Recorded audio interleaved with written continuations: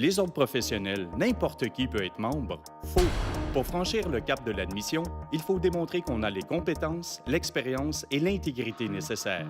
On est la porte d'entrée. Nous sommes ceux qui allons permettre aux gens d'agir directement avec le public. Si on dit « vous êtes membre de l'ordre », ça veut dire que vous avez atteint un critère de protection du public. Dans le fond, nos diplômés du Québec, ils doivent nous prouver qu'ils ont les compétences requises pour exercer comme nous la profession. Nous, on s'assure qu'ils ont tout ce qu'il faut. On communique avec les établissements d'enseignement du Québec et on doit nous confirmer qu'ils ont obtenu leur diplôme d'études. On a aussi beaucoup de demandes de l'extérieur, de l'extérieur du Canada. Et une fois que leur dossier, que leur diplôme est jugé équivalent ou pas au diplôme du Québec, à ce moment-là, on étudie aussi des échantillons de leur travail qui font partie, les échantillons font partie de leur dossier. Si vous êtes physiothérapeute dans votre pays, si vous êtes thérapeute en réadaptation physique, bien ici, vous devriez être capable de nous le montrer.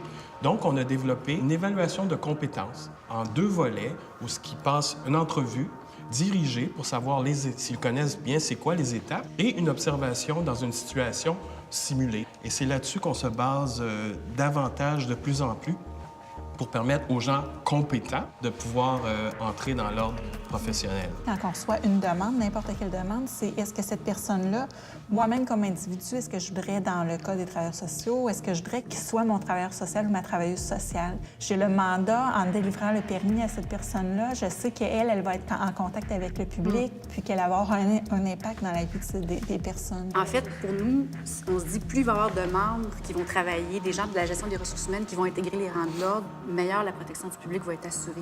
Donc, on veut que les gens deviennent membres de l'ordre, puis s'ils n'ont pas tout ce qu'il faut au départ, mais on leur dit comment aller chercher ce qui vous manque. Là. Comme personne qui cherche un professionnel, il faut aller vérifier auprès de l'ordre est-ce que la personne est membre, est-ce qu'elle a un dossier disciplinaire, mais c'est aussi de faire son choix comme consommateur aussi, puis de comparer tel professionnel m'offre ça, tel autre, tel autre. Si le public s'aperçoit qu'une infirmière ne fait pas son travail, qu'il s'est passé quelque chose, qu'il soit à l'aise de communiquer avec nous. Et je pense que le public, il faut qu'il le sache. C'est pas fermé, c'est pas réservé seulement aux infirmières. Je pense pour le public, c'est clair que s'ils appellent aux ordres professionnels et ils savent que la personne est membre, c'est déjà là, rassurant. c'est plus que rassurant. Ça veut dire que vous êtes entre de bonnes mains. C'est ça que ça veut dire, tout simplement. 45 ordres professionnels, une seule mission, vous protéger.